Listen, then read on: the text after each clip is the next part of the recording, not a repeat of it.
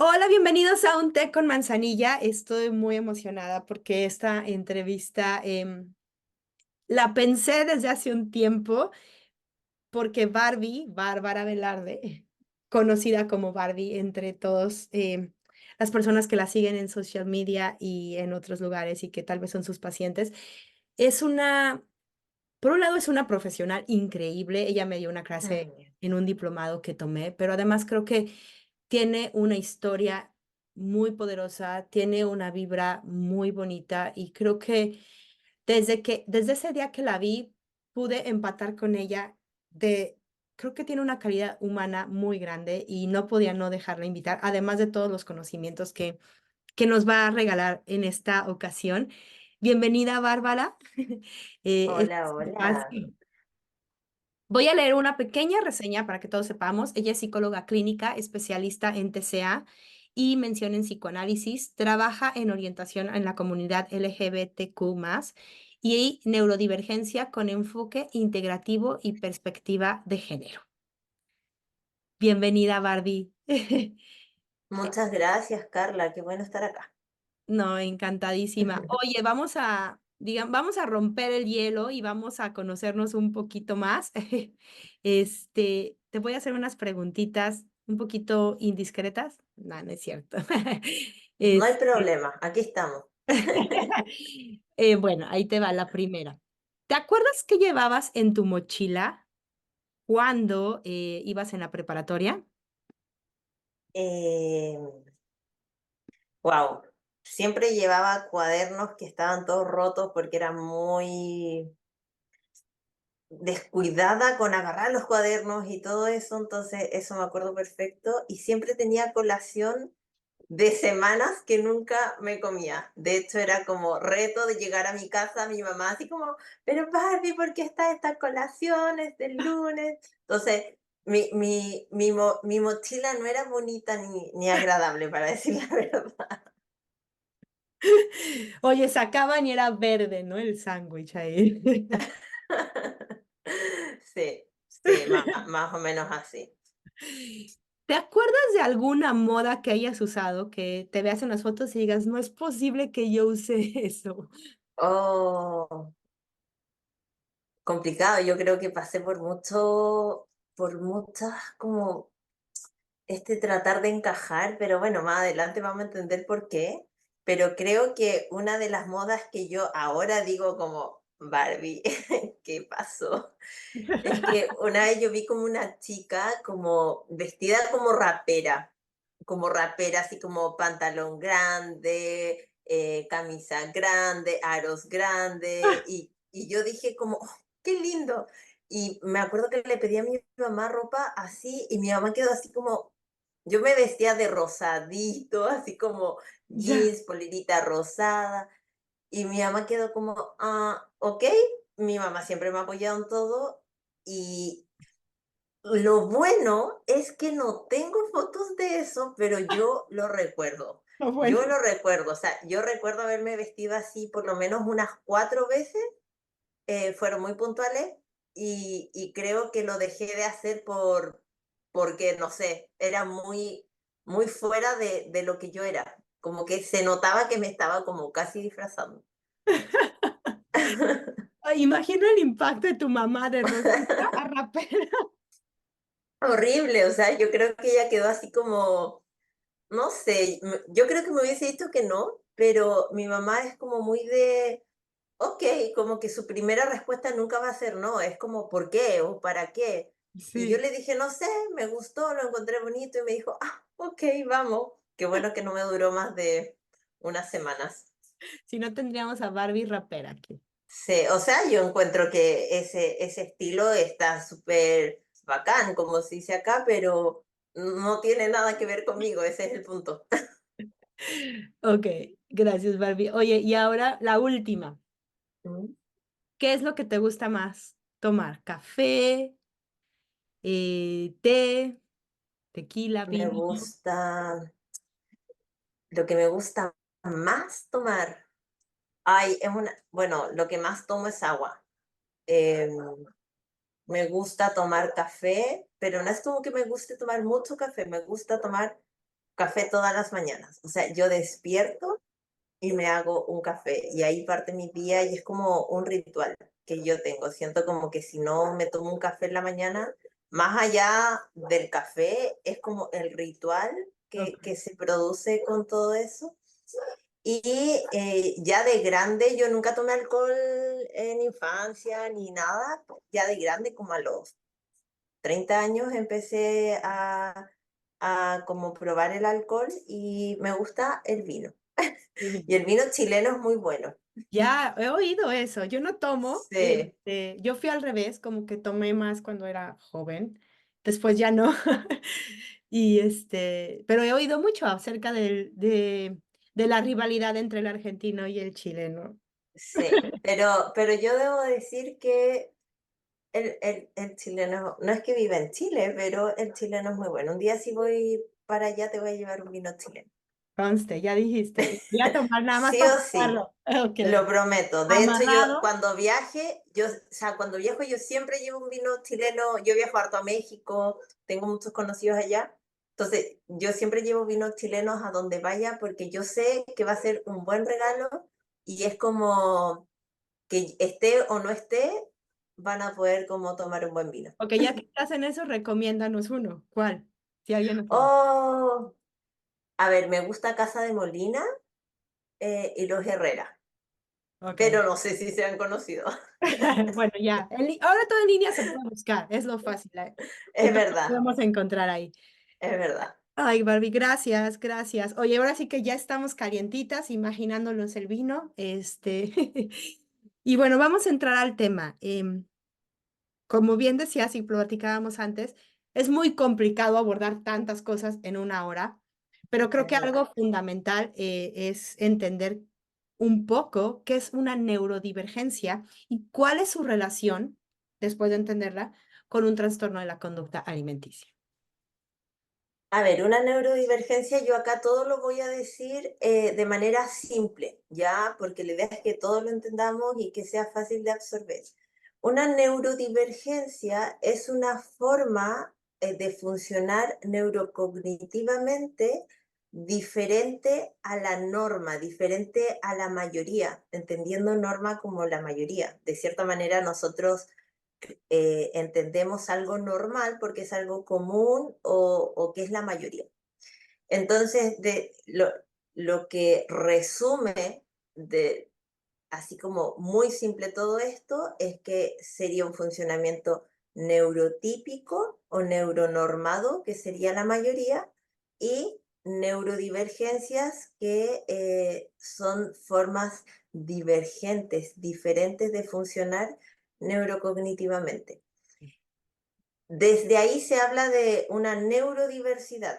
Yo siempre doy este ejemplo de, por ejemplo, en la naturaleza hay diferentes tipos de árboles y todos son árboles. De cierta manera, hay diferentes formas de funcionar neurocognitivamente, pero todos somos seres humanos con un cerebro y somos personas de cierta manera válidas, normales, etcétera. O sea, una neurodivergencia no te va a hacer mejor o peor persona, o más válido o menos válido.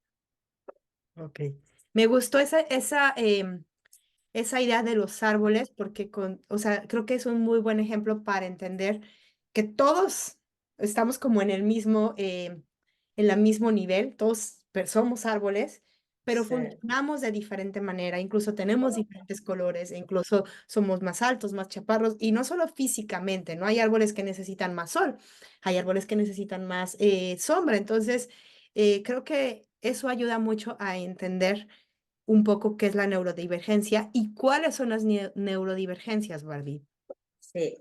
Y agarrándome de eso, también entender que hay una neurodiversidad, o sea, lo que nos iguala a todos es que todos somos diferentes y eso es como lo maravilloso.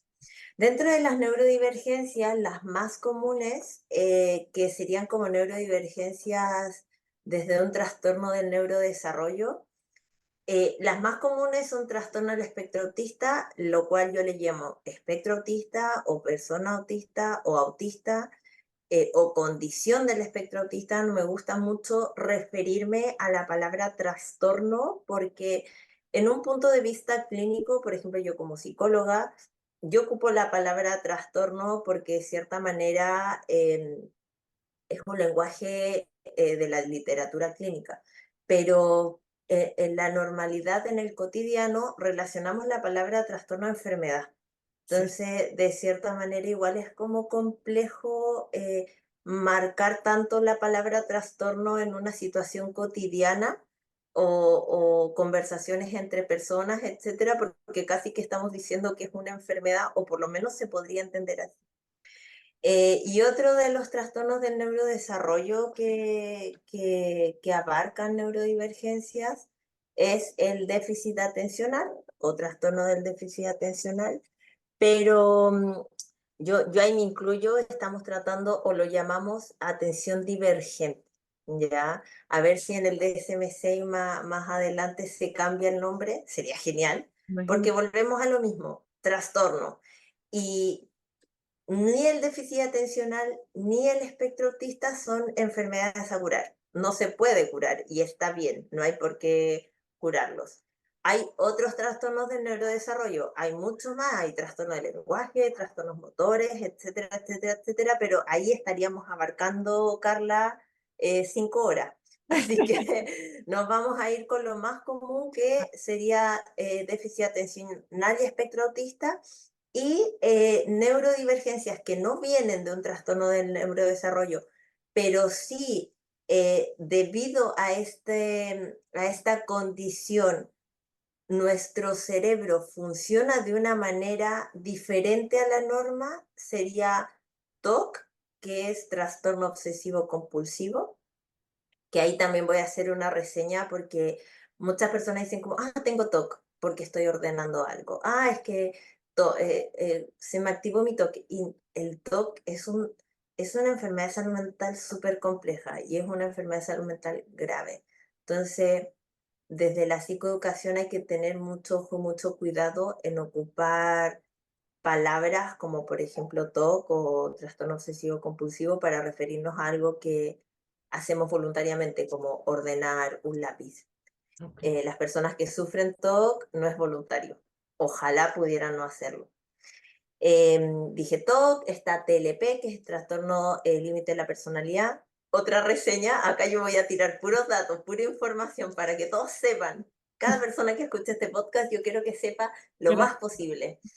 El trastorno límite de la personalidad no se puede diagnosticar en adolescencia ni en infancia, ya que me ha pasado mucho que me llegan pacientes como, es que me diagnosticaron TLP a mis 15 años y es como, no, no, no, no, no. Nuestra personalidad se termina de desarrollar y se asienta entrando a la adultez. Entonces, nosotros recién podríamos tener un trastorno de la personalidad ya teniendo una personalidad, una identidad constituida.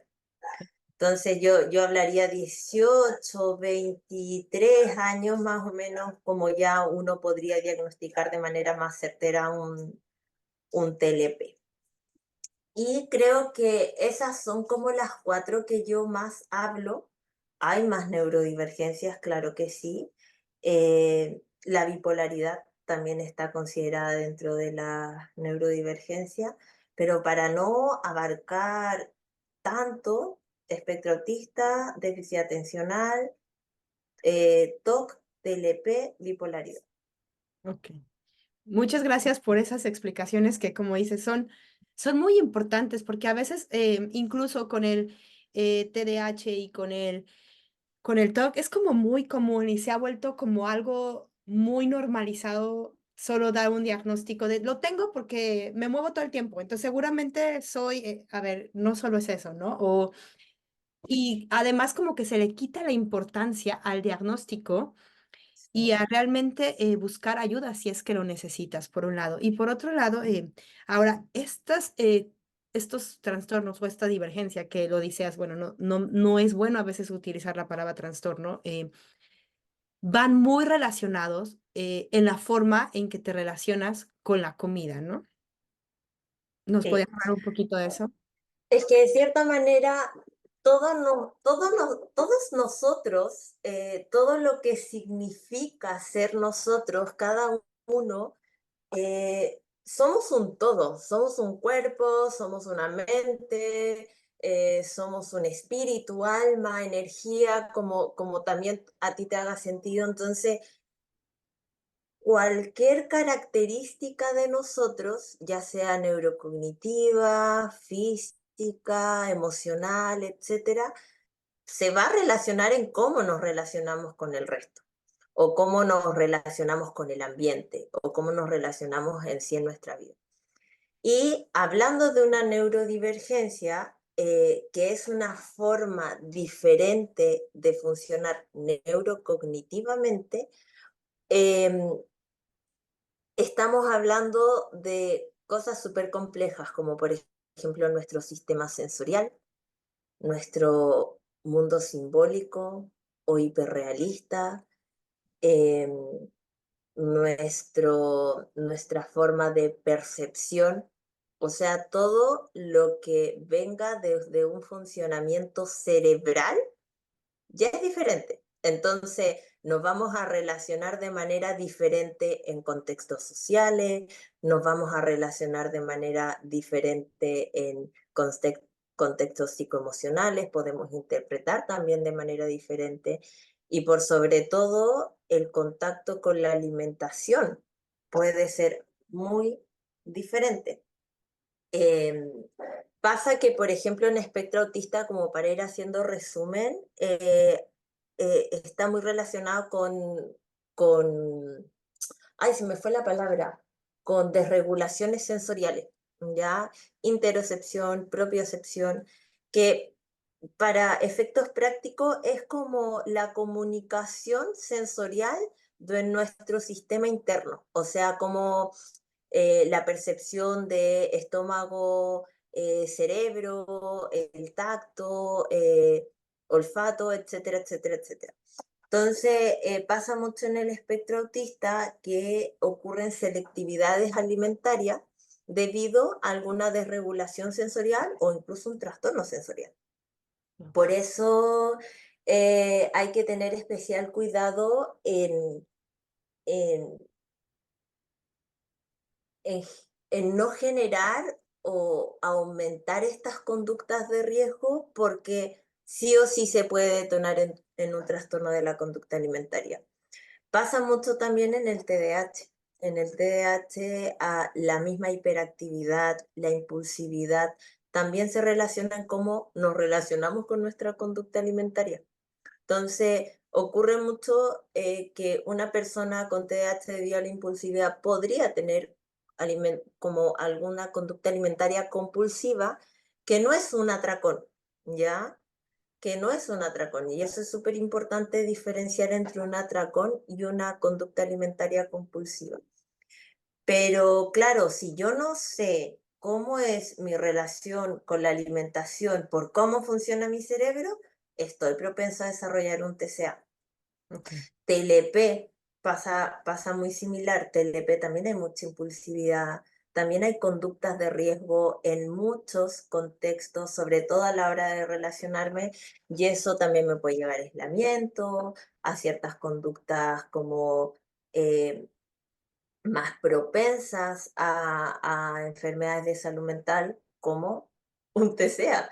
Y en el TOC, muchas veces los pensamientos obsesivos y las compulsiones no tienen que ver con la comida, pero cuando tienen que ver con la comida, es horrible porque ahí, claro, se desencadena un TCA, pero en las neurodivergencias, los TCA muchas veces tienen estos componentes de factores psicológicos, biológicos y ambientales para que se detone el TCA, pero aparte hay algo orgánico, como para decirlo de alguna manera, que aunque tú sanes tu relación con la comida, sanes tu autopercepción, eh, hay algo más allá.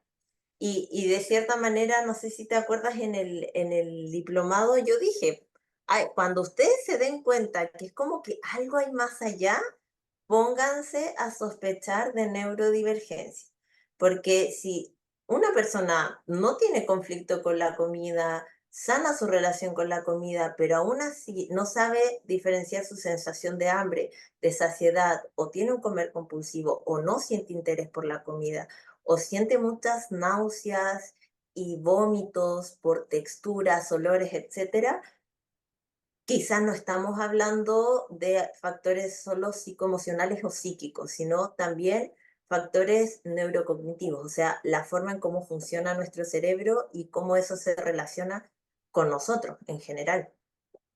Wow, esta información, o sea, me estoy como procesándola, porque en realidad a veces pensamos, digo, la gente en el exterior piensa que un TCA solo es cómo te ves y esta fijación externa en que te quieres ver de cierta manera o esta fijación externa solo en la comida, pero a veces se puede sentir más allá, ¿no? Las personas que lo viven y lo sí lo viven con una neurodivergencia y seguramente lo has escuchado tú. Hay muchas personas que dicen, es que yo ni siquiera me importaba cómo me viera, solo lo hacía Ujú, porque lo hago, lo tengo que hacer, o sea, sin una explicación real en un contexto social externo o cumplir expectativas en el cuerpo, solo era algo más allá, ¿no?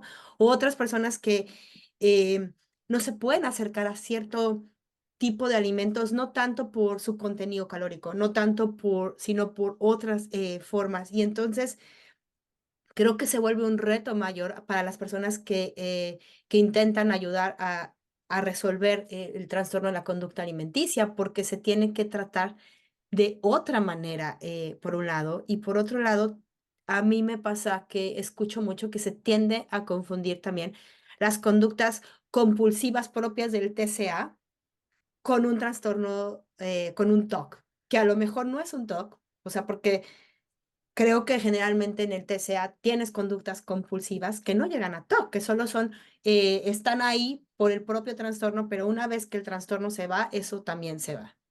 exacto. Pero con el TOC pasa también algo particular, porque tú puedes no tener un TOC, no estar pasando por un TOC y a ver, hay que tener mucho cuidado en, como tú dijiste, confundir TOC con compulsiones del TCA, ¿ya? Pero puedes ir desarrollando un TOC producto de un TCA Oh, o puedes desarrollar un TCA producto de un TOC. Entonces, wow.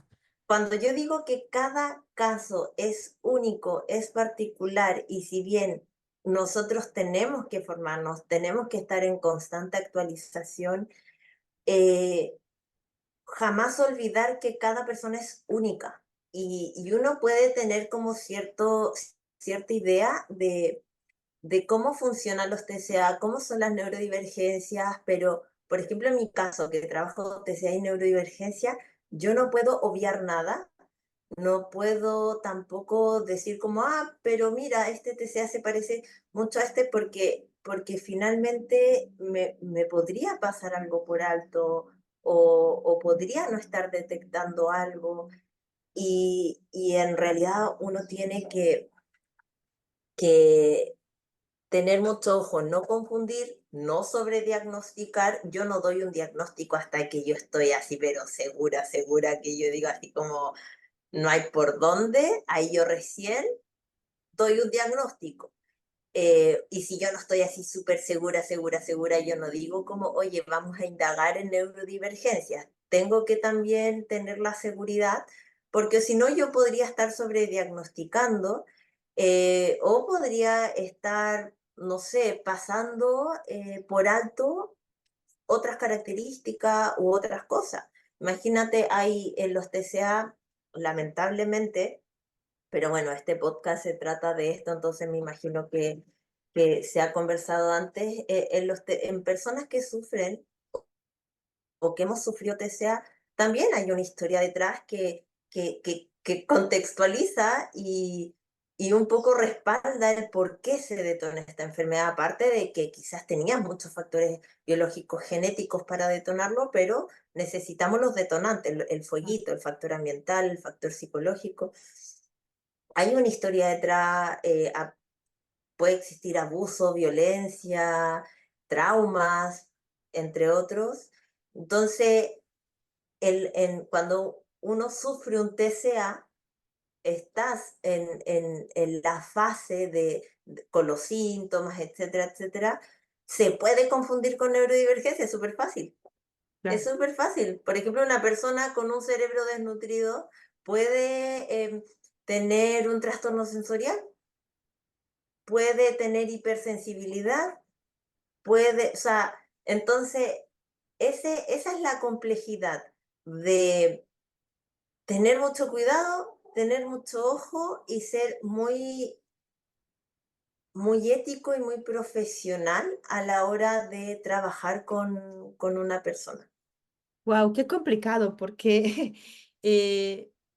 puedes, como dices, sobrediagnosticar o pasar por alto, porque creo que el TCA o el cerebro desnutrido, obviamente todo este déficit calórico que el propio TCA trae consigo, pues trae situaciones físicas y mentales provocadas por eso que se pueden confundir por un lado, o que puedes pasar por el otro, por otro lado, Sí. ¿no? Entonces, ¿cómo o cuándo, o sea, cómo reconocer, no uno propio, ok, estás en tratamiento, pero aún así te pasa esto que tú dijiste, hay algo más, estás siguiendo los pasos, estás haciendo lo que te están, siguiendo el consejo del profesional, pero aún así no sientes que esté funcionando, no sientes que estés avanzando o simplemente no puedes hacer lo que te están pidiendo hacer. Apenas escuché un caso de una persona que, una niña como de 16 años, ajá, que está con el terapeuta, le dice enfrente del que va a hacer todo, que sí va a hacer todo lo que hace, fue diagnosticada con espectro autista y sale de la terapia y 2 días después no hace nada. Vuelve a la terapia y vuelve a decir, sí, sí voy a hacer todo, comprometida, y luego no vuelve a pasar nada, ¿no? Entonces es como, ¿qué hacer? O tú como paciente, o si me está oyendo un profesional, como un profesional, tienes estos casos. La verdad no entendí la pregunta. No, está bien. O sea, por ejemplo, si yo me doy cuenta que no está, o sea, que mi proceso no está avanzando, porque siento eso que tú decías, Mm, sabes que no está esta parte de no me siento completa, no siento que esté avanzando, estoy haciendo los pasos, pero hay algo más que puedo sí. hacer. A ver, ¿tú te refieres a como si hay sospecha de neurodivergencia? Sí. ¿Qué se podría hacer? Ujú. Mira, igual en los casos de TCA, a ver, en un TCA siempre si uno es como súper general, como que todo calzaría en neurodivergencia en un TCA, así que por eso decía que hay que tener mucho cuidado. Pero mi forma particular de trabajar, y creo que debiese, o por lo menos es como a mí me ha ayudado, y ojalá a otras personas también le pueda ayudar. Yo primero trato el TCA.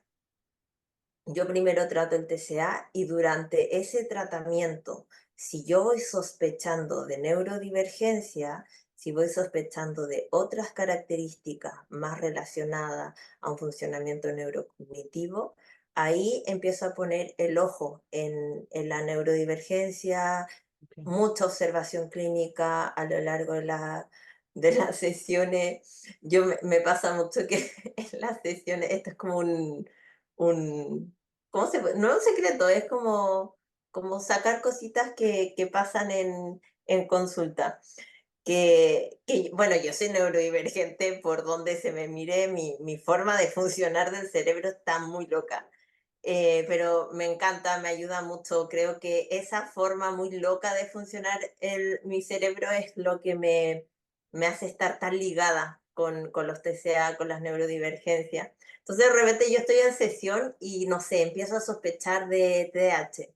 Entonces, estamos hablando de cosas que se hablan en sesión y yo hago preguntas así como muy random, como no sé, a veces tienes moretones, así como, no sé, una pregunta muy rara, así como, ese moretón, ¿cómo te lo hiciste? ¿Te pegaste pero fue sin querer? Como dentro de la conversación voy indagando, no le voy diciendo a la persona, ¿sabes qué? Sospecho de TDAH, así que te voy a empezar a hacer preguntas random. No, yo fluyo con el proceso y voy investigando, investigando de infancia, etcétera, etcétera, hasta que yo llego a un punto y digo, y ahí le doy la retroalimentación, ¿sabes qué? Llevo un par de meses o llevo un par de sesiones haciendo tales observaciones y tengo la sospecha de que puede ser un TDAH o lo que sea, o cualquier neurodivergencia, así que ¿te parece si vamos indagando por ahí también? Y ahí le hago preguntas más directas. Pero antes la observación clínica me la dejo para mí, porque igual o sea, igual no, o sea, no me equivoco si no lo digo, o sea, pero igual puedo tener una sospecha y puede que no sea. O sea, puede que después otra cosa o otra cosita aparezca y le dé la explicación, porque volvemos a lo mismo, hay mucho trauma, puede haber mucho trauma, puede haber violencia, puede haber abuso dentro de una persona detrás de un TCA. Entonces, esas situaciones también generan ciertas características o mecanismos de defensa neurocognitivo. Ok, entonces, Entonces, perdón, dime, entonces tú como profesional que trabajas, o bueno, que puedes ver en el campo, ¿crees que hay muchos profesionales de la salud que pasan por alto las neurodivergencias o será más que dan un diagnóstico adelantado de las neurodivergencias en los dos extremos, los dos los dos extremos? extremos. Yo me he encontrado con personas que yo veo al paciente que lleva tratamiento TCA, no sé, desde los 11 hasta los 30 años y yo digo, ¿cómo nadie se dio cuenta que era neurodivergente? Y hay otros casos que me llegan súper así como diagnosticados, como TDAH, trastorno vincular, bipolaridad, TCA, y yo quedo así como, a ver, igual esto tenemos que empezar como a deshilacharlo, a entender bien, porque una persona no sé, no va a tener 5 trastornos en uno. Wow. Entonces pasa eso, pasan los dos extremos, no me gusta ninguno de los dos. Em, yo trato de que sea como lo más adecuado y certero para la persona también, porque hay personas que tú les dices, ¿sabes qué? Estás dentro del espectro autista y se lo toman súper bien porque es como un alivio, así como, "Uf, ahora entiendo todo, ahora como que encajan muchas cosas y también tú le puedes dar un diagnóstico de espectro autista a una persona y se le cae el mundo. Entonces, igual hay que tener ojo y cuidado con eso. De parte del profesional, mucha observación clínica y para las personas, para que sepan esta información si es que sospechan de neurodivergencia o sospechan de alguien. eh, Ninguna neurodivergencia la diagnostica una evaluación, ¿ya? Sobre todo ahora que está como de moda el ADOS y venden como loco curso de A2, A2, A2, A2. ¿Qué será Eh, dos? el Para A2 empezar. es una evaluación Ya, que se está usando para el diagnóstico de espectro autista. ok. Pero el A2 es una buena evaluación que mide áreas sociales, áreas del lenguaje, intereses restringidos, entre otros. Pero esa evaluación o cualquier otra no diagnostica, o sea, no es una evaluación específica de TDAH o de espectro autista o de lo que sea, ¿ya? Es una herramienta más para el proceso evaluativo. O sea, llegar a un diagnóstico de neurodivergencia, primero observación clínica. Segundo, discusión con el equipo de trabajo, porque, no sé, puede ser que yo como psicóloga me dé cuenta antes, pero también lo tengo que discutir con el psiquiatra, también lo tengo que discutir con la nutricionista, porque ellos ven otras áreas eh, que quizás me puedan ayudar a tener más contexto o ellos también se puedan ir dando cuenta desde su área. Me pasa mucho con los psiquiatras que yo trabajo, al principio cuando no sabía mucho de neurodivergencia, ahora trabajan conmigo y tienen que saber de neurodivergencia, yo tenía o sea, trabajo una psiquiatra que me decía, yo le doy el SOS o el tratamiento farmacológico que le doy no debería estar tan propensa a las crisis y ahora sí tiene muchas crisis. Y yo ahí decía como, es que probablemente está dentro del espectro autista y realmente una crisis autista por una sobreestimulación sensorial va a pasar de largo el tratamiento farmacológico. Entonces, ahí, por ejemplo, un psiquiatra también puede como ir indagando desde su área, la nutricionista también en selectividad alimentaria, dificultades sensoriales, eh, ARFID, que es la restricción y evitación del alimento. Entonces, la observación clínica, discusión con el equipo de trabajo, si es que lo hay, y empezar a meter evaluaciones. Yo, hay evaluaciones las evaluaciones son todas pagadas, me imagino que en la mayoría de los países, a no ser que sea alguna fundación, etcétera. Pero antes de yo mandar a mi paciente con la evaluadora con la que yo trabajo, porque trabajo con una evaluadora aparte, que es psicopedagoga y ella eh, realiza todos los instrumentos, todas las evaluaciones, me da el informe, la retroalimentación y después yo lo reviso. Eh, an- Ups, sí. Barbie, si me escuchas, como que te desconectaste un poquito. Déjame ver. Ups, sí, Barbie. Oh, te desconectaste. ¿En serio? Ay, a mí no me apareció nada. No te preocupes. Estábamos hablando de las evaluadoras. Bueno, antes de yo llevar a todas las evaluaciones, yo hago evaluaciones antes, ¿ya? Ahí aplico ciertos test y cuando esos test me salen como dentro del espectro autista o posible TDAH o sospecho de TLP o de TOP, etcétera, ahí yo recién mando a la evaluadora. Y la evaluadora toma todos estos instrumentos, todas estas evaluaciones y me hace la retroalimentación. Entonces, finalmente, si se dan cuenta, el diagnóstico de alguna neurodivergencia no es fácil, no es como, Sí, sospecho, voy, me hicieron helados, vuelvo, soy autista. Eh, requiere un contexto, requiere un proceso, requiere tiempo, porque no es un diagnóstico que se debiese hacer rápido y sobre todo en infancias, que muchos papás quizás preocupados mandan o consultan por sospecha de espectro autista, hay que tener ojo porque hay hartos trastornos del neurodesarrollo, ¿ya? No solo espectro autista y TDAH.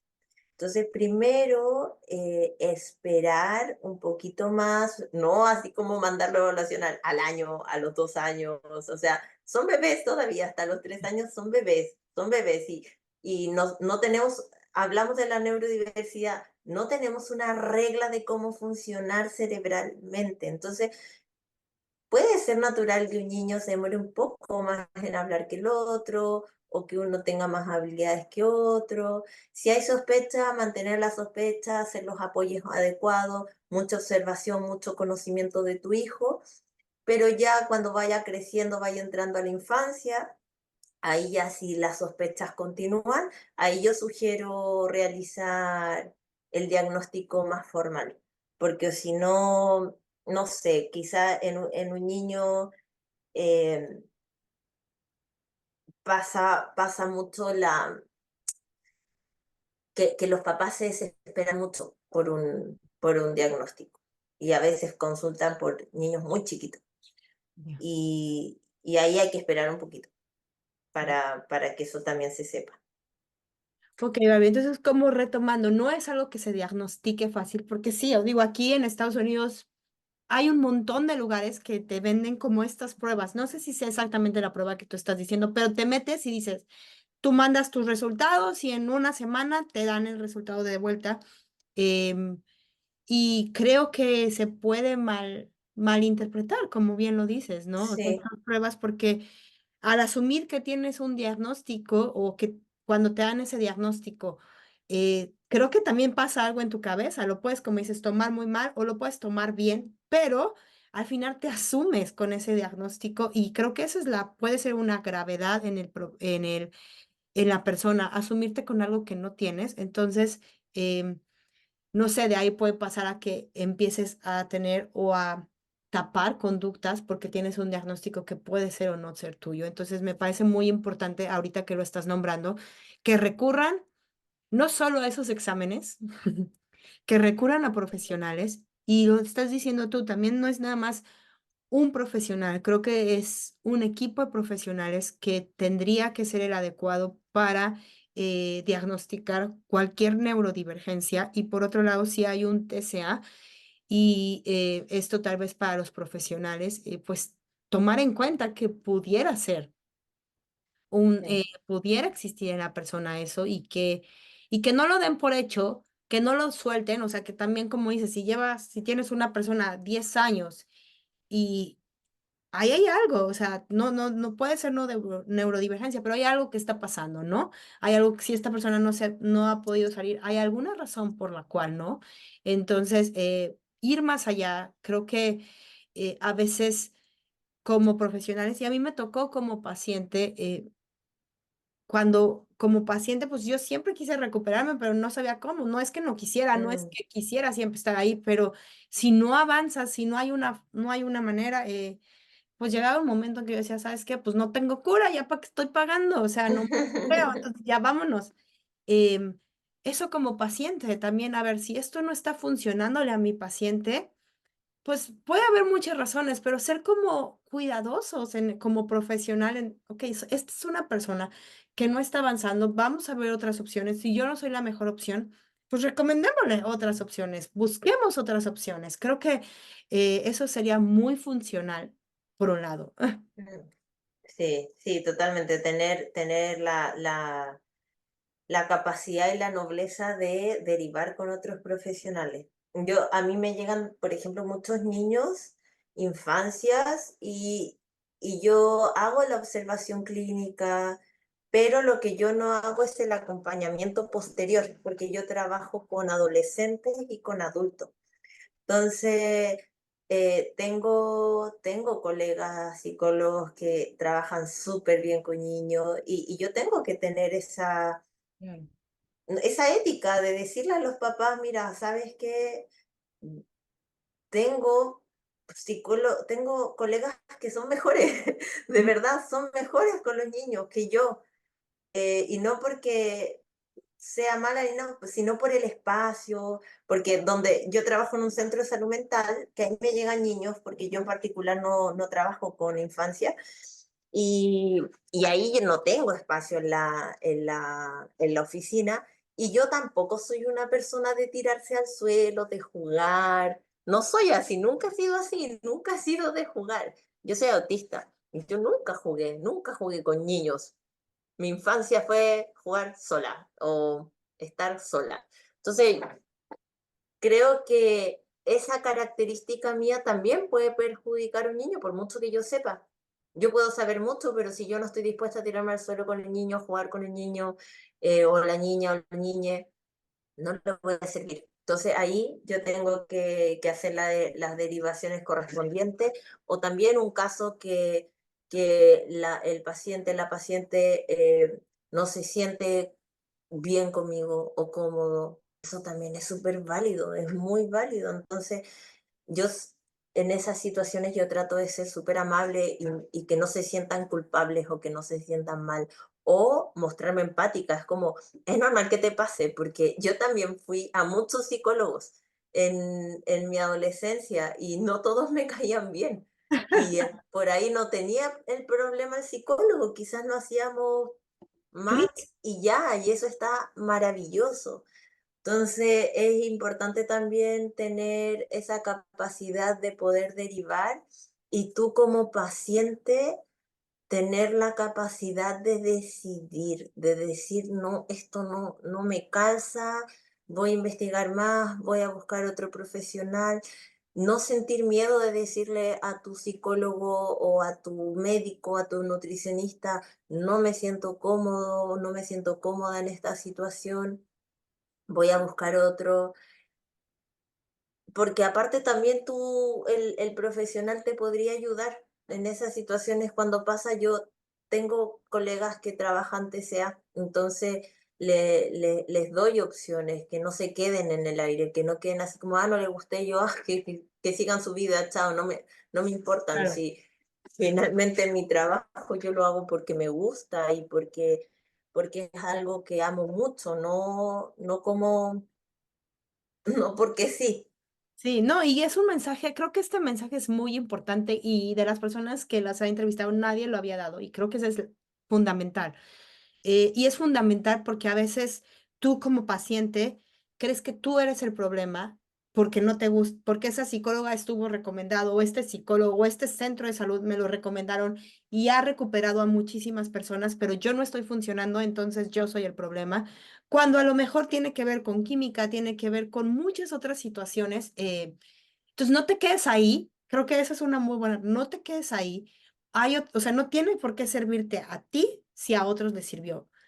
Tú tienes, como lo dijiste, una historia única y puede ser que esa persona, aunque haya recuperado a muchas, no te pueda recuperar a ti, pero sí puede ayudarte. O bueno, nadie te va a recuperar a ti, tú sola, pero puede encontrarse otras ayudas que no tiene que ser esa persona. Entonces, me gusta mucho este mensaje que estás dando. Porque no somos las únicas. Y pasa y es común. O sea, antes de Sí. llegar a una recuperación en un TCA, pasan por muchos psicólogos, tristemente muchas personas, antes de llegar con la persona que sienten que es la adecuada para su recuperación. Sí, y tienen malas experiencias y se quedan. Yo desde un inicio digo, esto es un espacio seguro y en un espacio seguro uno también cuestiona. Si yo digo, el cielo es verde y tú dices no es azul y tú no me estás diciendo, Barbie, no entiendo, el cielo no es verde, es azul o yo lo veo azul, no sé, explícame. ¿Qué va a pasar? Yo me voy a ir a mi casa y me voy a quedar con esto de como, oh, la psicóloga me dijo que el cielo es verde. No estoy de acuerdo. Y desde ahí ya cambia mi disposición. Quizás no voy a poder volver, quizás voy a volver, pero no va a ser igual. Quizás voy a empezar a tener excusas para no ir, resistencia. Entonces, el espacio seguro no es solamente un espacio válido en sentirse bien y cómodo. El espacio seguro también es un espacio válido para cuestionar y expresar tu pensamiento, tu sentir, obviamente con respeto. En los TCA, sobre todo TCA neurodivergencia, yo lo cuento como anécdota, pero no es tan anécdota de... Yo soy como un punching ball igual, porque sobre todo en la adolescencia, de repente yo soy la figura como que está poniendo en riesgo su TCA y obviamente se van a descargar conmigo y también les tengo que dejar ese espacio de enojo, dejar ese espacio de sentir. O sea, no me sirve decirle como, Pepita, tienes que sentir enojo, pero en el momento que ella se enoja en mi sesión, yo me enojo. Es como que no tiene sentido, no tendría sentido. Tengo que acompañarla y aprender a sostener ese enojo sin desregularme. Y creo que ese es un rol del psicólogo súper complejo, muy complejo.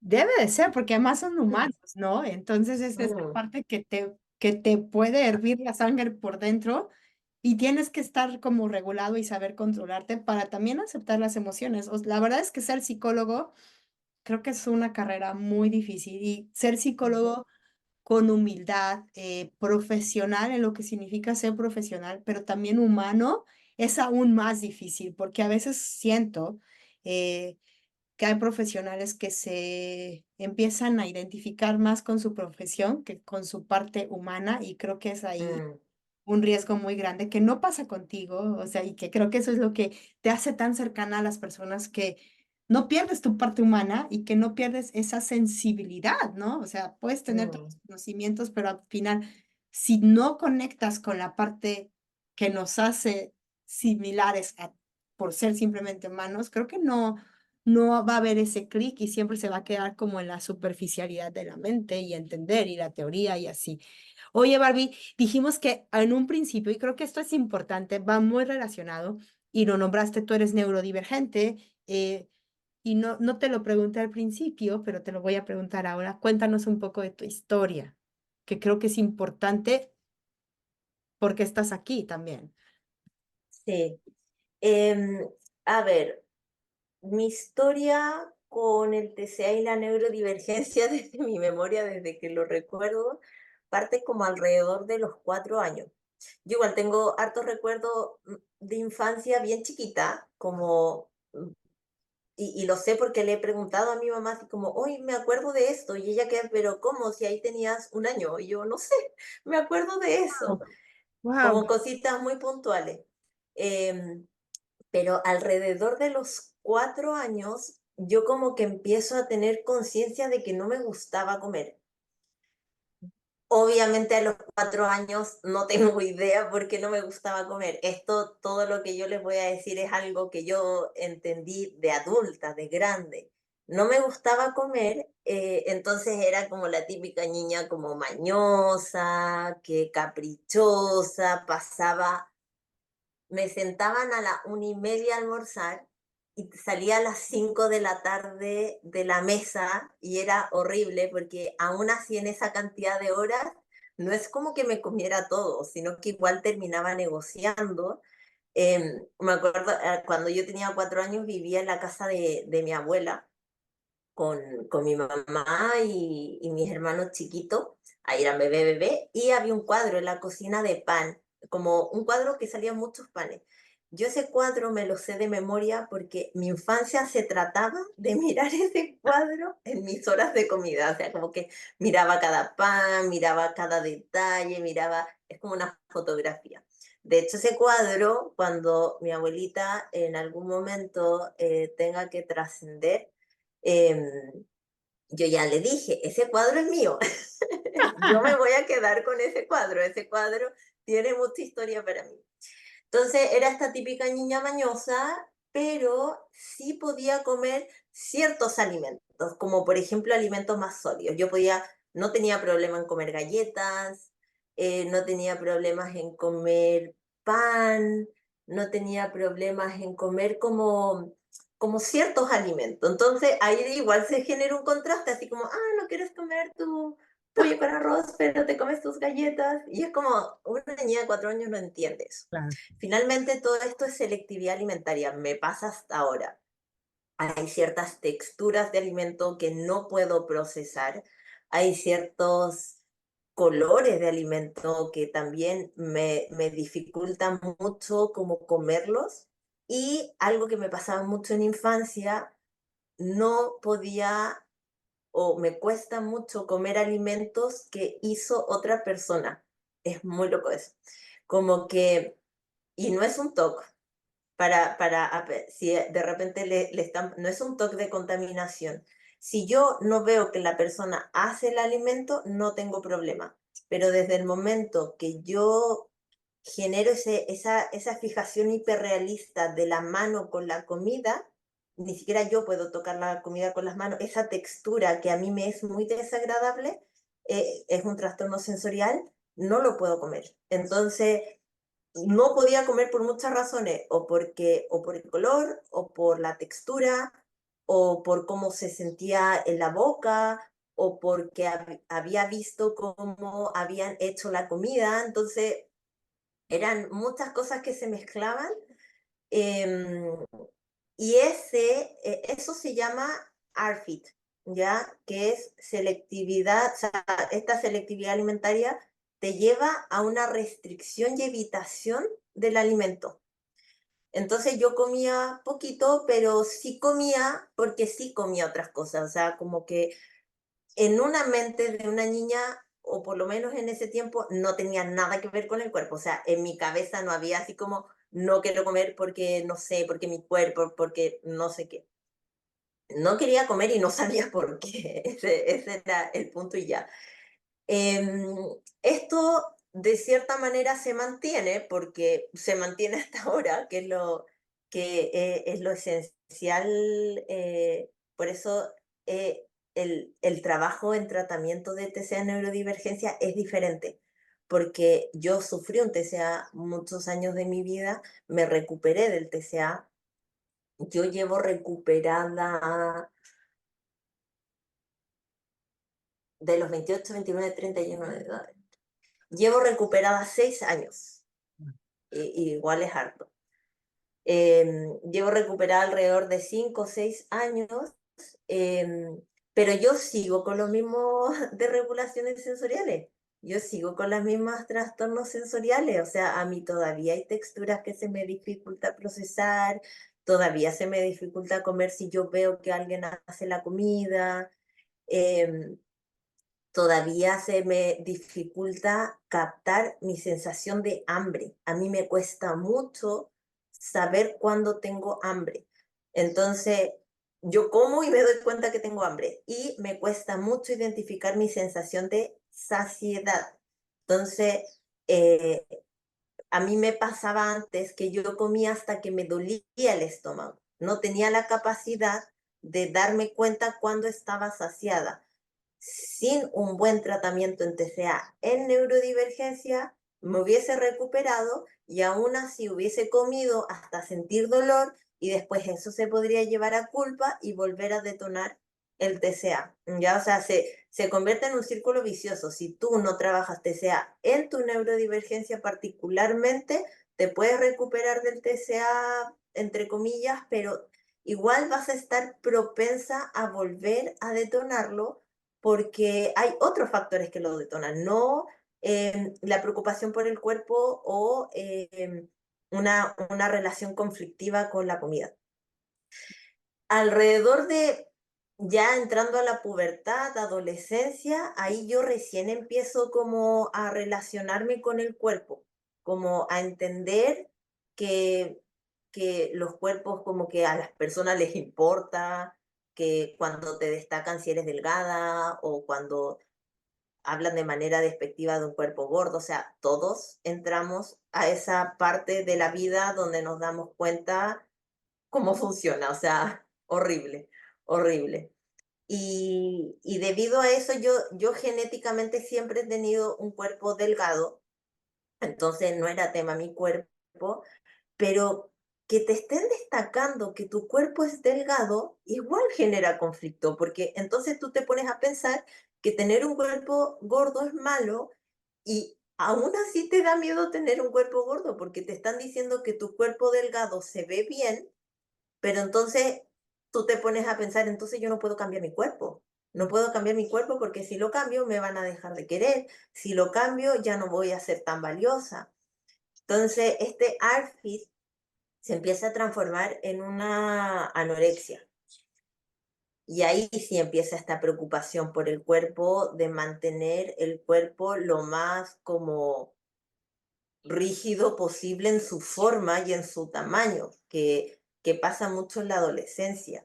Otra cosa que me pasó en infancia, que también tiene que ver con las neurodivergencias, yo empecé a desarrollar mucha ansiedad porque sentía mucho la comida bajar por mi esófago. Eso también es una hipersensibilidad. Esa sensación a mí me producía mucha ansiedad.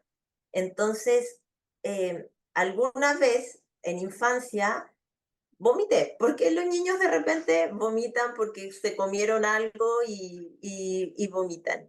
Y esa sensación para mí fue tan traumática, el vomitar, que desde ese día yo dije que nunca más iba a comer porque nunca más quería volver a vomitar.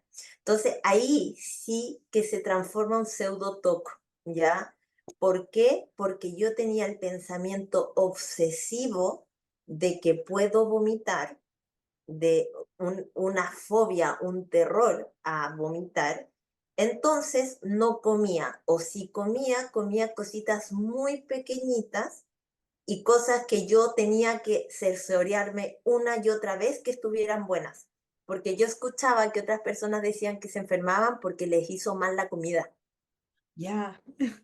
Entonces yo decía, no me puede hacer mal la comida, no me puedo enfermar, no, nada me puede hacer mal. Entonces aparte de ya tener una selectividad alimentaria, empiezo a restringir, a tener una anorexia nerviosa, pero por una restricción como súper heavy de no quiero vomitar, no quiero sentir esa sensación. Y ya el tragar para mí era complejo.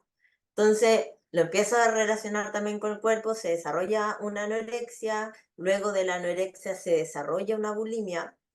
Acá, ojo, la bulimia no es solamente conductas purgativas a través del vómito. Ya hay otras conductas purgativas como diurético, laxante, em, edemas creo que se llaman. Entonces, mi bulimia no era a través de la inducción del vómito, porque ya les conté que tenía una fobia al vómito, sino eran otros métodos de purga que eran diuréticos, eran laxantes, pastillas.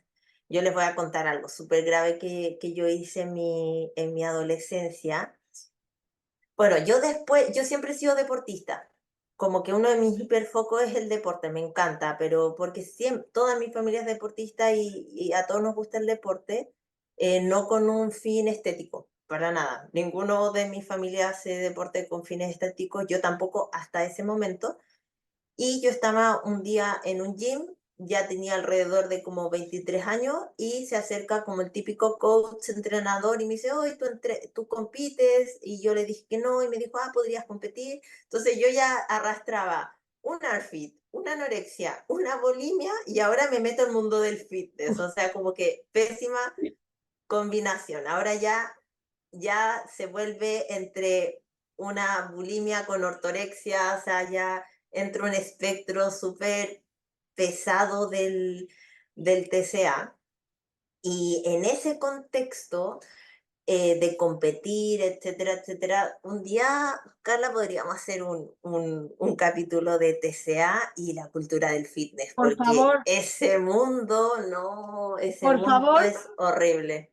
Ya, terminando esto, vamos a hacerlo, ¿no? Te entiendo. A mí vas diciendo y hay cosas como, pero bueno, no te quiero interrumpir. Sí, no, ahí hay harto que hablar, así que yo no voy a hablar de nada acá porque es un mundo muy grande. Yo competí a nivel internacional. Era una influencer fitness, o sea, imagínense el nivel de mi TCA que yo regaba mi TCA por todo el mundo, así como mis redes sociales como que estaban podridas en TCA. De Y en hecho, ese... tu red social ¿Ah? ahora tiene fotos, ¿no? También de ese momento, pero Sí, no, yo las mantuve, yo no escondo eso. Ustedes se meten a mi Instagram y ustedes pueden ir para abajo, yo no escondo nada. Yo lo único que pongo es que en esas fotos de fitness, yo pongo abajo, lo modifiqué y pongo acá yo tenía TCA, o sea, para que se entienda que van a ver una foto súper guau, pero van a ver una persona enferma, con un problema mental. Me puse a tomar unas pastillas que se toman para deshidratarse, para competir, pero yo ya competí y me las puse a tomar así como si fuesen dulces, así como, me siento gorda, me voy a tomar una pastilla. La cosa es que yo terminé hospitalizada porque deshidraté mis órganos wow. a ese nivel. O sea, los médicos no se explicaban por qué yo había deshidratado mis órganos y yo tampoco les dije que yo me tomé esas pastillas. A mis papás tampoco, mis papás súper preocupados, hospitalizadas. Yo quedé un par de veces hospitalizada por cuestiones clínicas, porque me salían muy alterados los exámenes, porque me pasó esto de deshidratar ciertos órganos. Eh, pero nunca yo estuve internada por TCA y eso es súper negligente. Ahora yo lo veo desde el punto de vista clínico porque en todo ese trayecto de todas las hospitalizaciones que tuve y de las urgencias que llegué, nunca nadie me diagnosticó de un trastorno de la conducta alimentaria. Cierto. Oh, my. Jamás. Nadie. ¿Por qué? Porque era como, es que es deportista. Ella es así porque es deportista, ¿no? Es que ella hace dieta porque es saludable. No, mira, Carla, yo cuando estuve hospitalizada por eso del, no, o sea, acá hay historias muy locas, cuando estuve hospitalizada por estas pastillas que me tomé, va una nutricionista como a preguntarte como qué, como tu alimentación, etcétera. Y yo manipulé hasta la nutricionista. Yo le dije, es que yo tengo que comer esto porque yo soy deportista, porque yo soy atleta, yo solo puedo comer esto. Entonces, mi alimentación constaba en la mañana dos huevos duros, en la tarde poroto verde una tilapia así como al agua, y en la noche lo mismo que en la mañana. O sea, como que ahí yo digo, cómo la nutricionista tan desactualizada estaba que no solo al escucharme 5 segundos, yo ya hubiese dicho, no, esta niñita tiene un problema. Claro. O por lo menos yo lo hubiese pensado así, pero no, nada. O sea, ahí yo también salí jamonada del TCA. Al final siempre me trataban diferentes cosas, me regulaban, por ejemplo, una anemia súper grave, siempre terminaba con anemia hospitalizada. Esto de las pastillas que me deshidraten los órganos, terminaba en urgencia porque me desmayaba y tenía como los niveles clínicos súper alterados, pero nunca me diagnosticaron TCA. Creo que llegué a un punto muy oscuro del TCA, donde ya era insostenible. Esto, imagínate, yo ya lo venía sosteniendo más o menos de los 4 años, y creo que ya esto de la cultura del fitness, el competir, yo me empecé a dar cuenta eh, que estaba enferma, porque lo pude empezar a ver en otro. Me pude empezar a dar cuenta que veía a otros que hacían lo mismo que yo, y yo decía, oh, qué loco. Pero yo en mi mente decía, pero yo hago lo mismo. Yo hago lo mismo. De hecho, yo recomiendo lo mismo. O esas personas están haciendo eso porque me están imitando a mí. Y, y creo que mi momento de tocar fondo fue cuando entré en trastorno por atracón. También pasé por la fase de trastorno por atracón, y creo que el trastorno por atracón fue como mi despertar, fue como, Bárbara, esto no lo tienes bajo control, porque igual la anorexia, la bulimia, la ortorexia es muy desde el control. Claro. Yo controlo la comida, yo controlo el ejercicio, yo controlo. Pero con el trastorno por atracón es todo lo contrario. Te das cuenta, o es una muestra de que no tienes el control de nada, porque un trastorno por atracón no es echarle ganas, no comas tanto, o, o ten cuidado, no comas demasiado. O sea, un trastorno por atracón, las personas que lo han sufrido me van a entender, es algo que no es como échale ganas, come menos, o haz dieta, o distráete, así como, ah, pero sale a caminar para que no tengas un atracón. Es Toma uno de agua, los, ¿no? Toma agua en lugar de claro, el típico. exacto. Toma agüita, come jalea, come gelatina, con eso se te va a quitar. No, y ahí creo que fue cuando yo toqué fondo, y ahí yo ya había, bueno, en paralelo estudiaba psicología. Ni siquiera estudiar psicología a mí me dio como las banderitas rojas de decir, Bárbara, tú tienes TCA. Porque yo me acuerdo que en la clase o en los módulos que tuvimos de trastorno de la conducta alimentaria, yo no me identifiqué con ninguno, porque hasta por lo menos hace 2 años, los TCA eran muy desde el punto de vista pesocentrista, muy desde síntomas como muy específico, o no sé, bulimia es purga, la inducción del vómito, y anorexia no comen ni están en infrapeso. Y yo no calzaba con ninguno, entonces dije, ah, no tengo TCA. Eh, a los 25 años, que fue cuando ocurre esto, que yo digo ya toco fondo, etcétera, el clic que a mí me hizo decir me tengo que recuperar, aparte ya estaba terminando mi carrera de psicología, estaba haciendo mi magíster, fui un día a comer como, como grabs, como fajitas, como que hay obviamente yo siempre iba a los lugares solo saludables, como entre comillas, porque TCA. Y me acuerdo que estaba comiendo una ensalada porque no me podía permitir comer una fajita, no me podía comer un arroz ni una pasta, no, o sea, siempre ensalada porque culpa. Y estaba comiendo mi ensalada, que ni siquiera le puse nada, porque es como que todo me Claro. daba culpa. O sea, cuando te ofrecen así como le ponemos, no sé, queso cheddar, y yo no, como, no, así como póngale limón y ya, o Mostaza. sea, ni siquiera aceite de oliva, o sea, No, nada. no. Y estaba comiendo mi ensalada y veo una chica, como que justo frente mío había una chica que estaba comiendo su wrap. Y estaba comiendo su wrap. Y yo en ese momento dije, ¿por qué yo no puedo comer? Ahí yo recién entré en cuenta viendo a esta chica comer y como que para ella era comer como tan normal, como estaba sentada en un restaurante comiendo.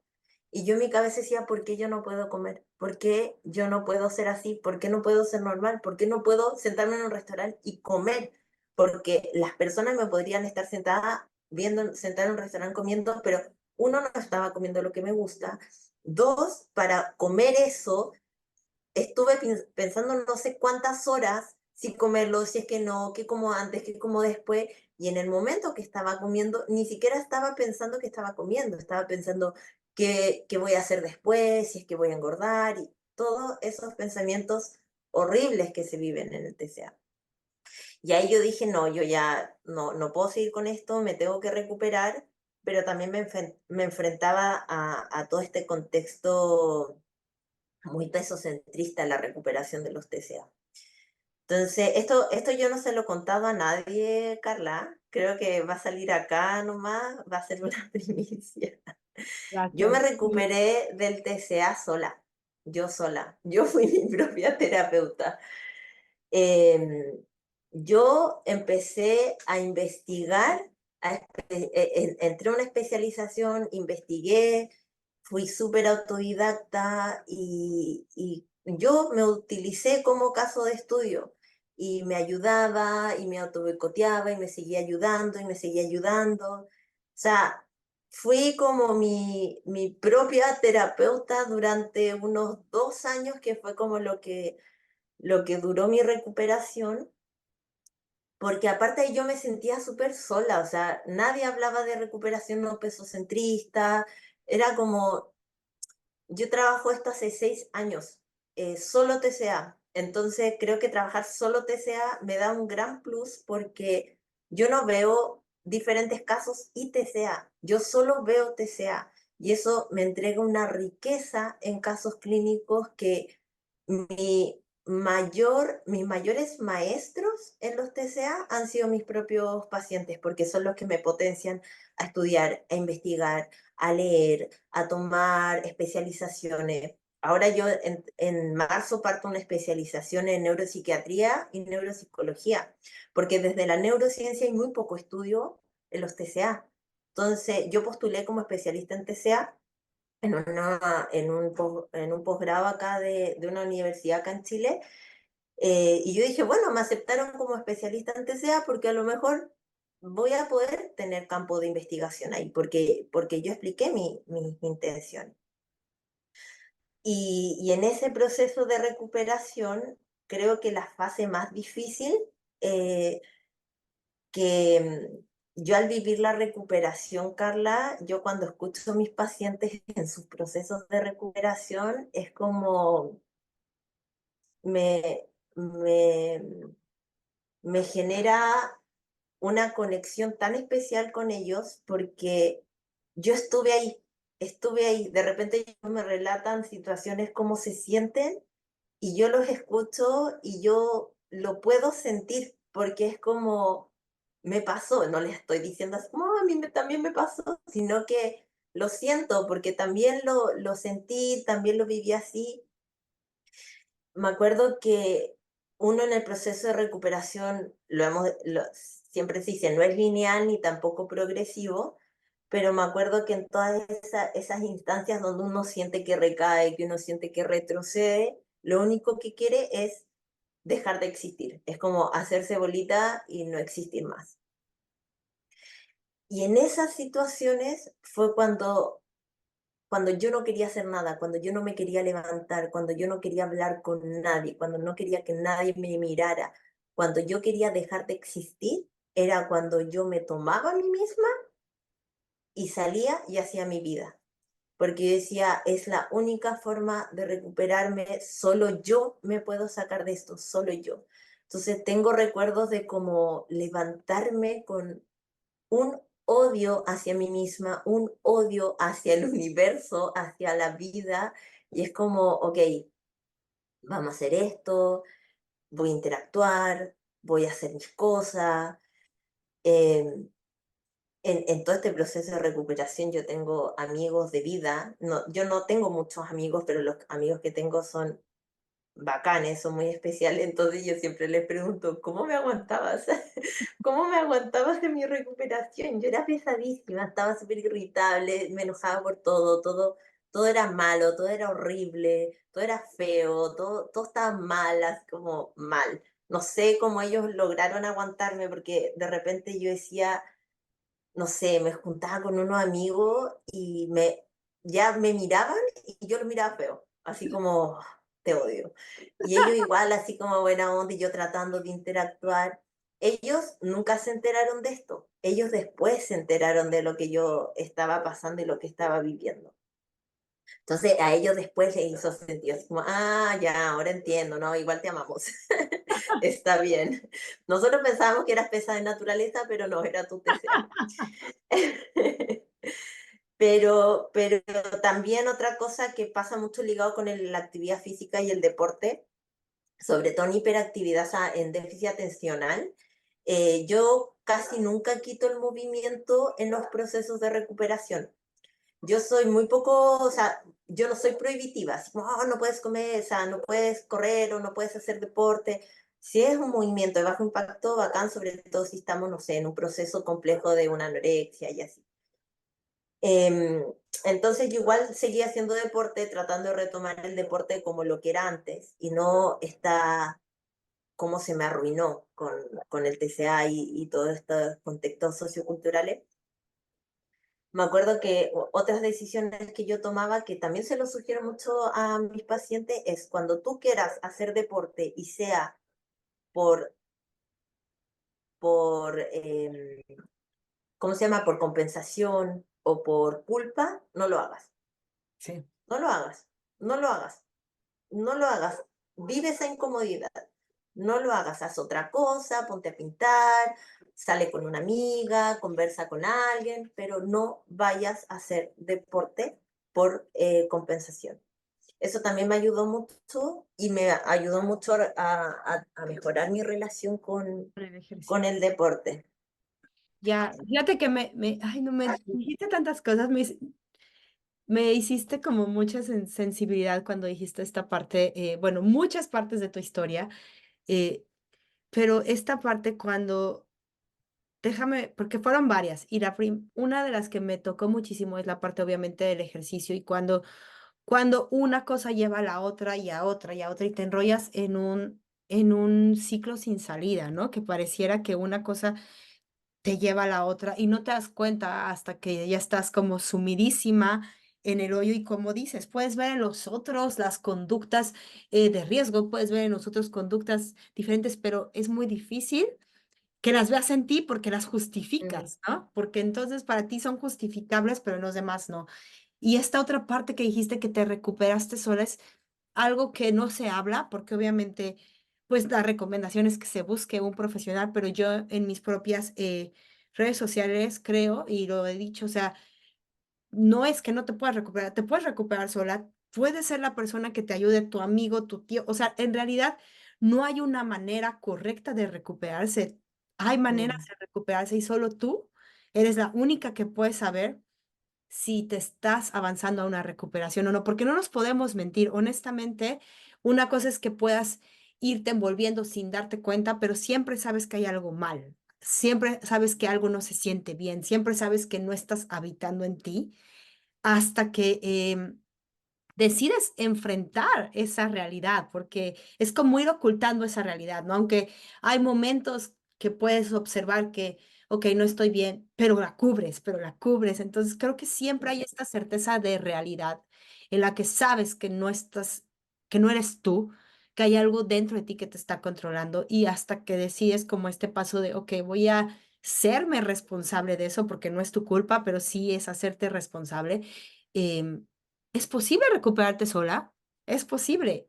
Y tú lo hiciste, y tú lo hiciste con uno de los, creo que, casos más complicados que se puede ver en cuanto a que hay una neurodivergencia, en cuanto a que viene un trastorno desde muy chiquita, no era un trastorno nuevo, no era un trastorno de un año, dos, o sea, Mm, creo que cualquier profesional que te hubiera tocado hubiera dicho, es un caso muy complejo y tú lo hiciste. Entonces, creo que eso habla y da mucha esperanza a las personas que nos están escuchando.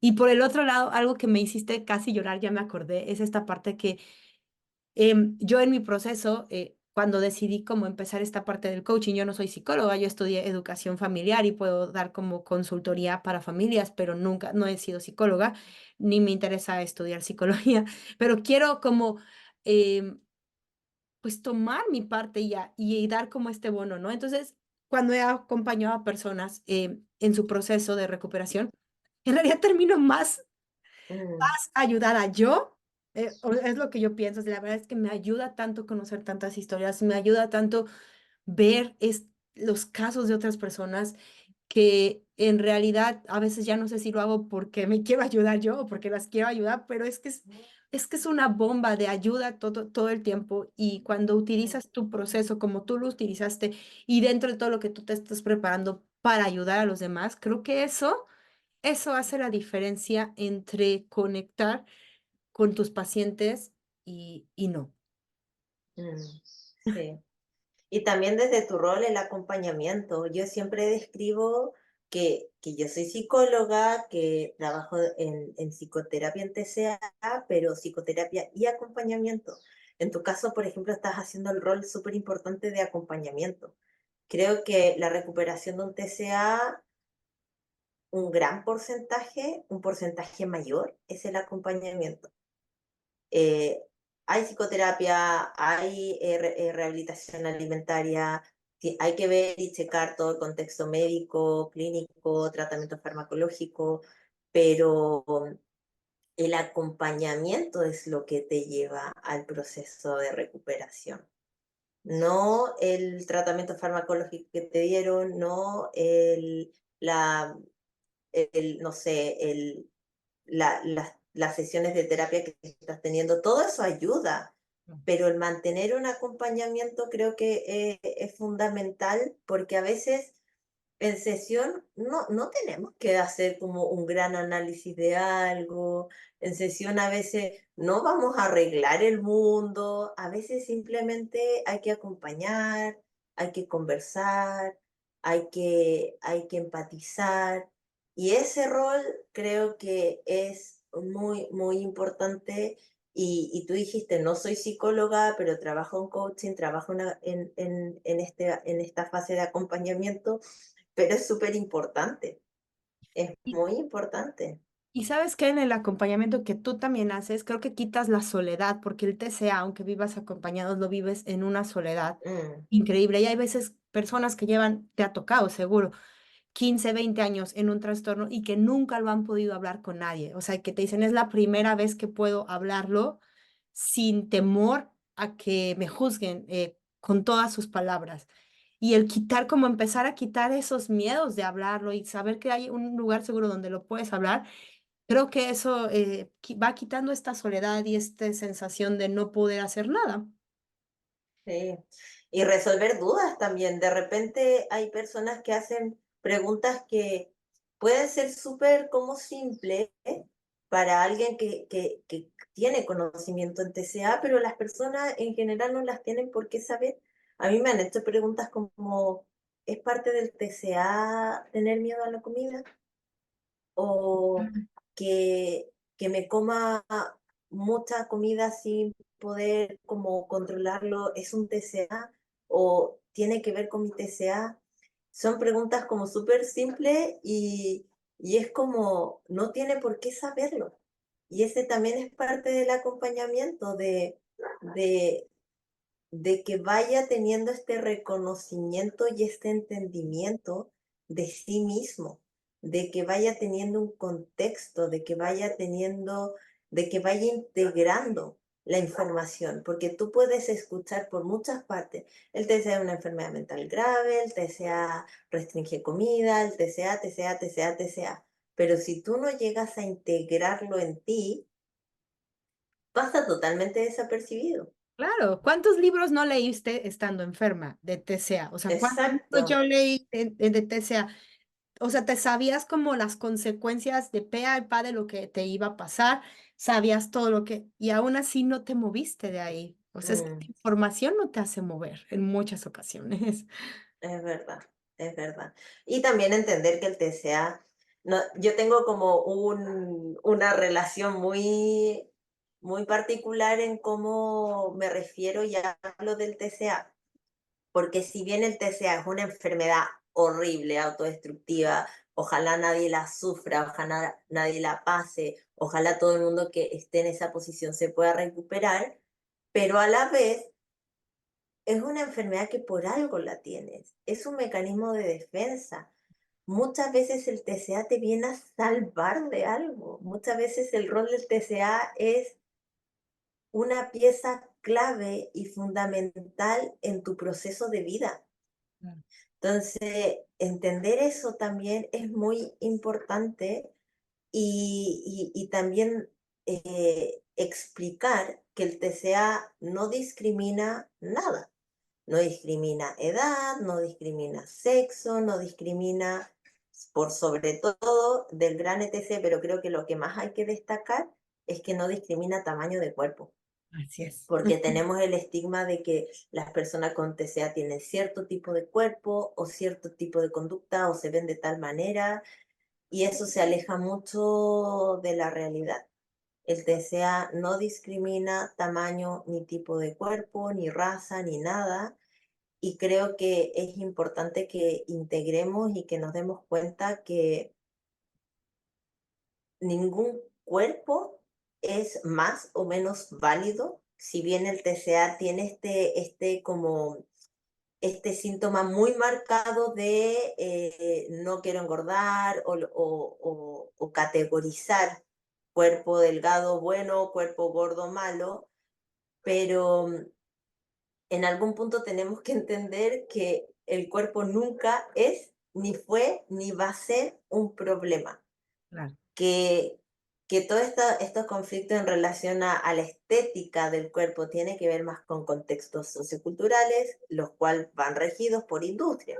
Industria farmacéutica, industria textil, industria del fitness, etc, etc, etc. Como no me voy a meter eso porque es muy grande, pero, ¿sabes algo que a mí me pasó en mi recuperación del TCA, que a mí me chocó mucho, que ahora tiene nombre, que se llama privilegio delgado? No, sí. Ojalá no existiera, pero existe. Y el privilegio delgado es como tener como un privilegio, así como una procard, como solo por el tipo de cuerpo en el cual naciste, porque nosotros no escogemos ni el Claro. color de nuestros ojos, ni el de nuestro cabello, ni el color de nuestra piel, ni nuestra altura, mucho menos el tamaño de nuestro cuerpo. Pero como que si tú calzas en cierto tamaño de cuerpo o en ciertas características, es como que tienes una procard social.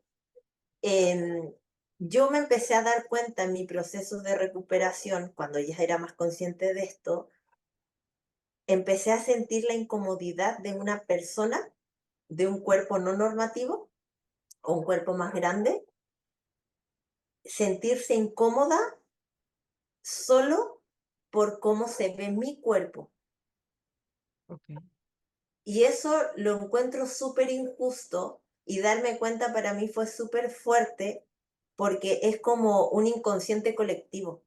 Es como que inconscientemente una persona de cuerpo más grande cree que una persona de un cuerpo gordo, o sea, perdón, más delgado, eh, mm, es mejor porque nos enseñan así, y eso a mí como persona que sufrió un TCA, que se recuperó de un TCA, me duele mucho porque es como, ¿cómo te explico que tú no eres más ni menos, ni yo soy más ni menos eh, por cómo se ven nuestros cuerpos.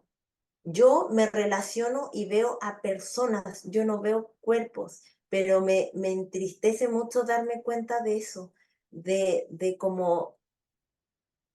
y esto desde el privilegio, creo que uno tiene que revisar ese privilegio porque yo nunca he ido a un restaurante y pensar el tamaño Claro, de la silla. de la silla, o si voy a entrar en un bus, o si voy a ser discriminada, o sea, por mi cuerpo. Y eso creo que todavía no sé cómo resolverlo, porque me gustaría que las personas en sí no se sintieran más y menos por cómo se ve su cuerpo. Y yo lo logro porque me recuperé del TCA, porque yo ahora no tengo conflictos con mi cuerpo, agradezco mucho mi cuerpo porque mi cuerpo me permite moverme, me permite hacer muchas cosas, me permite X, existir. O sea, la función principal de nuestro cuerpo es mantenernos vivos. Pero es eso, ese espejo como incómodo de yo sentir la incomodidad de una persona Ujú. por cuestiones estéticas. Eso lo encuentro muy fuerte. No sé si a ti te ha Me pasado, pasa Carla. mucho, me pasó mucho porque no lo entendía y es muy difícil explicarlo. O sea, lo he tratado de explicar como a mi esposo, a otras personas que viven como alrededor de mí del privilegio delgado y simplemente la palabra molesta, ¿no?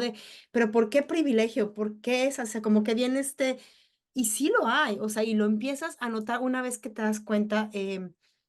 De que sin querer, porque sin querer en muchas ocasiones lo has ejercido, ¿no? O sea, simplemente hemos ido al doctor y nunca nos han atendido de las enfermedades que tenemos y no nos han negado un servicio Mm, por el hecho del peso que tenemos y darte cuenta que muchas personas no pueden acceder ni siquiera a esas cosas básicas que es la salud por su forma de verse es horrible. O esta parte que mucha gente ha dejado de viajar porque no cabe en el avión, porque tiene que comprar sí, dos asientos de avión y que a ti nunca te pasa, que es como muy impactante y muy fuerte. Y por el otro lado, em, es como esta lucha interna de decir, bueno, pero yo también sufro con mi cuerpo, ¿no? Y yo tampoco mm, me gustaba mi cuerpo, pero no es lo mismo en el sentido, y estoy leyendo no. un libro que me lo está aclarando muchísimo.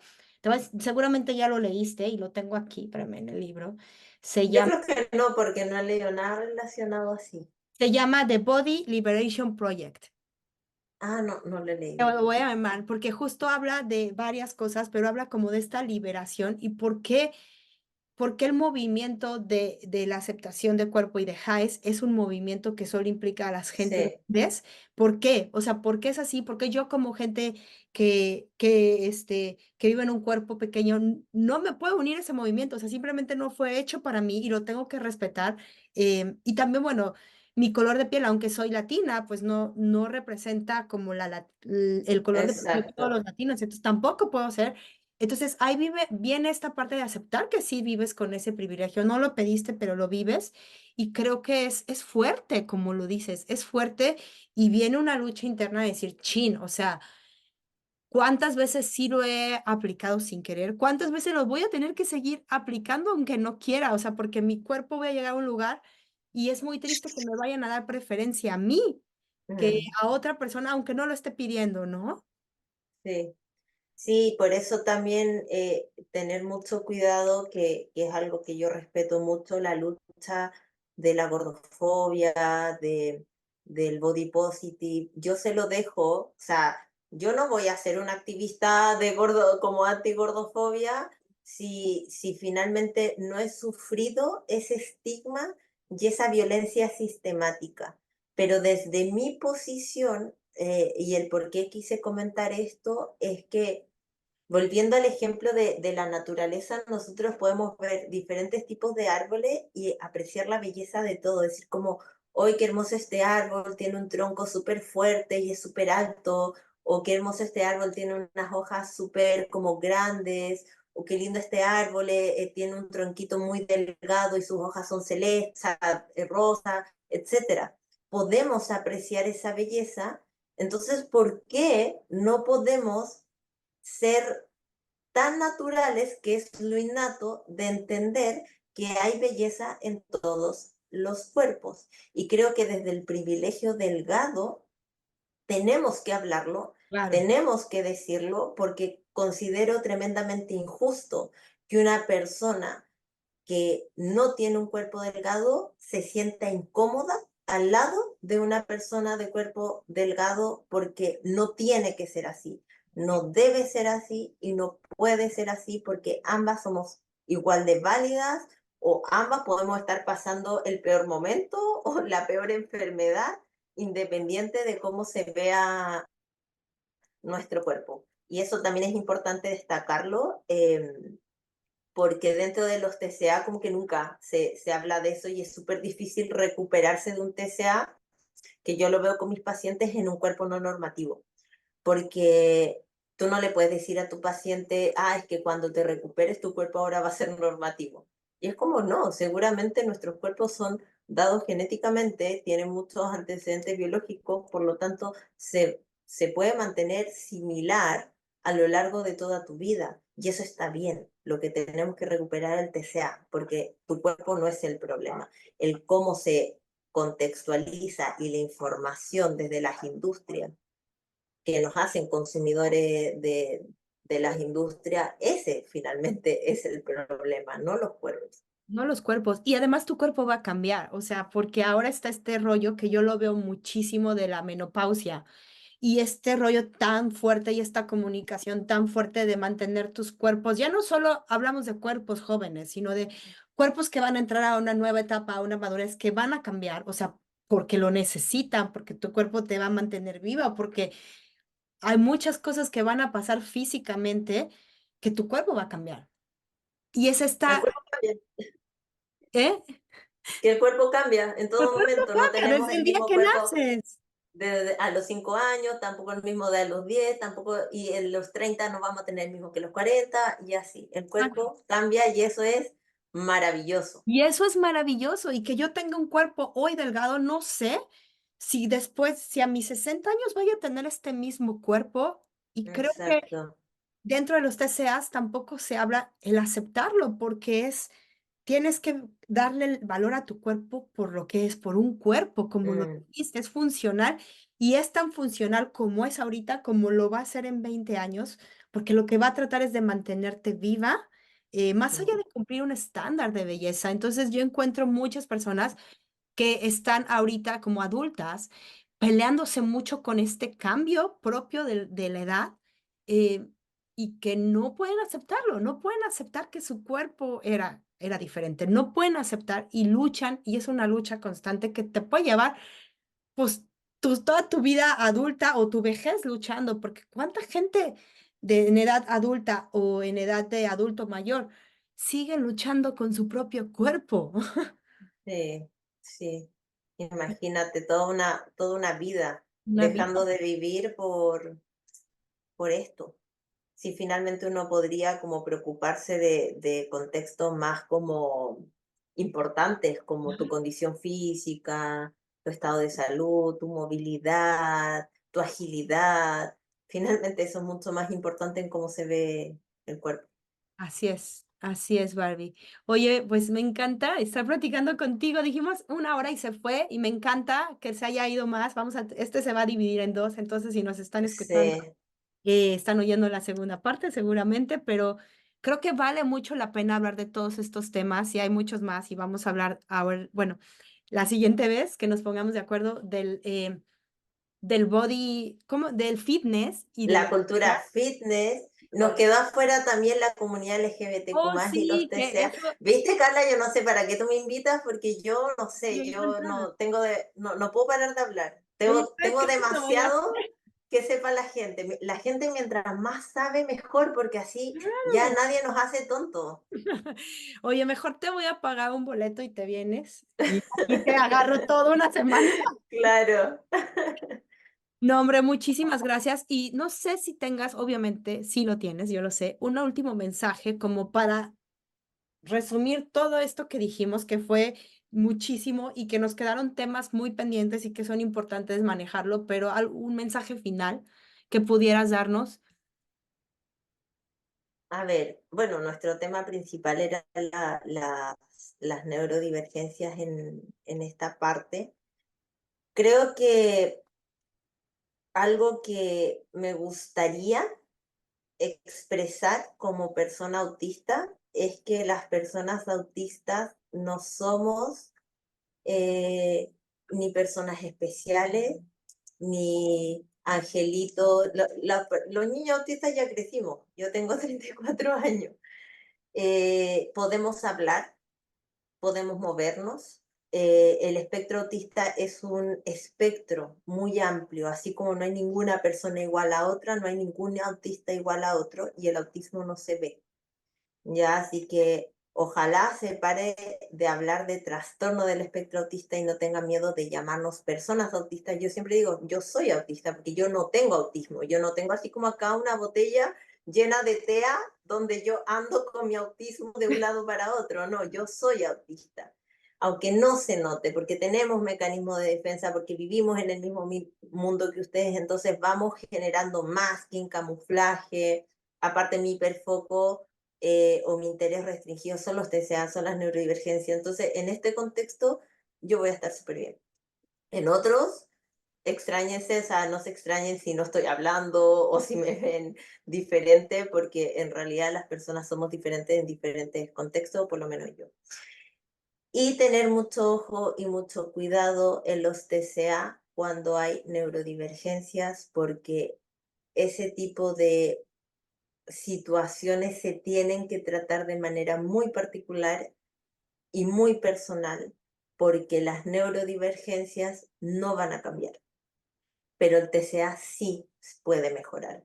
Pero si mejoramos el TCA desde un contexto sin tener identificado y el proceso de autoconocimiento de la neurodivergencia, vamos a ser personas que vamos a estar constantemente más propensas a detonar el TCA y volver a caer, volver a caer, volver a caer.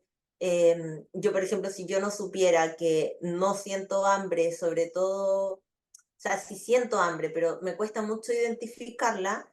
Si yo dejo de comer, posiblemente voy a detonar un TCA. O sea, entonces sé que tengo que comer, tengo horarios de comida, tengo una persona que es mi esposa que me ayuda también a estar siempre atenta a que tengo que comer, me pregunta si comí, aunque parezca absurdo, las personas autistas necesitamos cierto apoyo en ciertos contextos. Así que eso, que sean neurodivergencias, es un hecho, es real. La recuperación de los TCA totalmente existe, pero tenemos que ser muy cautelosos y cuidadosos en cómo tratarlos. Ok, Barbie. ¿Y cómo vas a dejarnos todos tus datos? La gente te puede contactar, estás dando acompañamiento. ¿Cómo estás trabajando si las personas quisieran trabajar contigo y no están en Chile, a lo mejor, están en otros lados? Yo trabajo de manera online y presencial, presencial en Chile, claro que sí, y online trabajo con mucha gente de México, trabajo con gente de diferentes países. Si me quieren contactar, primero háganlo por mi Instagram, Barbie con Y Velarde, ahí yo les dejo mi contacto, les doy información. En este momento yo me encuentro con agenda cerrada, en este momento estamos ya se acabó el año, vamos a entrar en enero 2024, pero yo tengo una lista de espera. Esa lista de espera yo personalmente la voy contactando si es que todavía están interesados, si es que no, pero esa es mi forma de trabajar. Barbie Velarde es mi Instagram y tengo mi cuenta personal que se llama Soy Más que un TCA, que nace por mi recuperación de un TCA, que soy más que un TCA, tú eres más que un TCA, yo soy más que un TCA. Esa es mi cuenta personal y ahí me pueden conocer un poquito más a mí. En la otra cuenta es como más profesional. Ok. Muchas gracias, Barbie. Muchas gracias por estar aquí. La verdad es que fue una plática muy nutritiva y nos deja como, bueno, a mí tengo que irme de aquí y empezar como a bajar toda la información porque fue muchísima, pero te agradezco mucho tu tiempo, tu disposición.